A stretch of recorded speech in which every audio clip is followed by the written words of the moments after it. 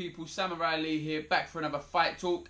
Going to start with the boxing in London, Copper Box Arena. Liam Walsh defending his super featherweight British title against Troy James. Liam Walsh is undefeated, you know, he's 19-0. You know, so look, he's looking to extend his unbeaten run, and he said the other day that he's looking to move on now to world level. So he should come through this fight. I'm pretty sure. You know, he's got some good fighters on his record. Still undefeated, as I say. He says he's a young 29, hasn't been in many wars, which is good. So I'm sure he'll come through the fight against Troy James. Should, you know, it'll be a tight fight. I'm sure he'll win on points, but I'm sure he'll win, you know, quite convincingly and win the majority of the rounds. If he can't, I don't think he'll get James out of there. He's not a particularly big puncher, but you know, the culmination of punches may get the ref to stop it. So yeah, I'm sure he'll come through that and then start looking up towards world level. You know, so it's definitely the next step for Liam Walsh after this. So yeah, should be a good fight.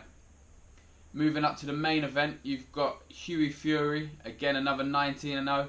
He's fighting against a guy called Fred Cassie. I just watched his fight with Dominic Brazil, Anthony Joshua's opponent, for June 25th. I believe he won that fight. Brazil was given the nod, but Cassie's very awkward. You know, he's a shorter heavyweight than a lot of the other guys out there. He's been around for a long time. You know, he hasn't won in his last 3, but he was stopped convincingly by Mansour. But as I say, I think he beat Brazil in a close fight, although the decision wasn't given to him. I believe he did enough. So it's another test for Hughie Fury. And you know, Hughie Fury is 21 years old. This is going to be his 20th professional bout, and he's just going from strength to strength. You know, he's looking to obviously emulate, or I'm not sure how it will work with Tyson being a world champion. I think they're giving him a slow build rather than throwing him in straight at the deep end. But yeah, he's definitely doing well. As I say, he's had more fights than Anthony Joshua, and he's still fighting on a lot smaller cards than Joshua is. Obviously, that could have a lot to do with the promotional side of it. Frank Warren, different from Eddie Hearn and Matchroom, they've pushed Anthony Joshua, and Anthony Joshua's name, I suppose, is bigger in the world stage than Hughie Fury. So it's a different route they're taking with him. But yeah, he's a very exciting prospect. 21, 19 fights. I'm sure he'll come through the Fred Cassie fight with a victory, but I'm sure he'll learn a lot from it. A different type of fighter, again, different styles, different matchups. Yeah, so it's a good fight for him. And if he can do it convincingly, you know, it sends out a statement, doesn't it? Dominic Brazil couldn't get Cassie out of there, was lucky to get a victory. So if Hughie Fury can finish him, I think it will be a big statement. Moving over to America, we've got two super middleweight title fights on one card. Lucian Bute challenging Badou for his super middleweight title. Obviously, Lucian Bute's last fight was a loss to James Degale. I think Badou will have enough. You know, Lucian Bute's been around a long time, very experienced. We know he fought Carl Froch, and you know, he was champion himself in his own right for a long time. So not an easy fight for Badou, but I'd say Bute's past his best. You know, Badou seems it's his second defence of his WBC title. So he's going to be coming into his peak now.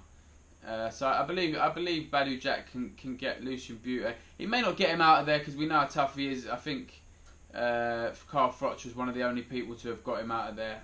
So I don't think Badou will finish him. But if he follows the same sort of game plan James Degale did, I'm sure he'll be too fast and too quick, and I'm sure he should be able to pick up the victory to defend his title, which will set up either a mandatory defence against a Callum Smith. You know, we know he became mandatory last month, I think it was. So, you know, it could set up a fight with Callum Smith. It could also set up a unification bout with James Degale. Now, James Degale is on the card, the same card on Saturday, and he's defending against Porky Medina. 36 wins, 6 losses, so you know, a lot of losses on his card. But he's late 20s. He's a Mexican who's been around for a long time, and they have lots and lots of fights. As we know, Saul Alvarez, you know, the Mexicans fight a lot when they're young. So 6 losses, yeah, you know, it's not ideal for someone going into a world title fight. against James Degale, who's only lost once, and that was 5 years ago. James Degale, I think, is probably one of the most improved British fighters over the space of 3 or 4 years. He's making his second defence of his IBF title, which he won in America against Degale, defended in Canada against Bute. You know, he hasn't fought at home for a little while, but it wasn't that long ago. He was fighting in shopping centres in Kent and Essex, and you know, Channel 5. No one really tuned in. He wasn't getting the exposure he deserves, because James Degale is a brilliant fighter. He's one of the very best. Obviously, he's world champion, and he's looking for those unification bouts now. He wants to defend against. I think if he comes through the Porky Medina fight, like I believe he will. They're talking about later in the year a homecoming fighting in England, probably London, against Badou Jack, which would be, you know, a big fight, and a fight that James Degale deserves. He deserves a bit of home crowd favouritism for a change. It's been a while since he's had that, so I'm really excited about James Degale and the possibility of him unifying the division.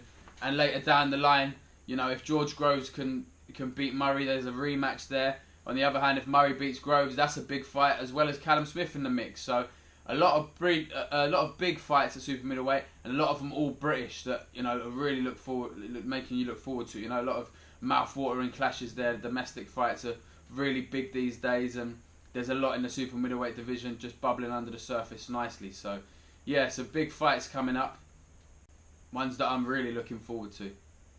Big up to Samurai Lee Fight Talk, man. New on the block doing his thing. Bless.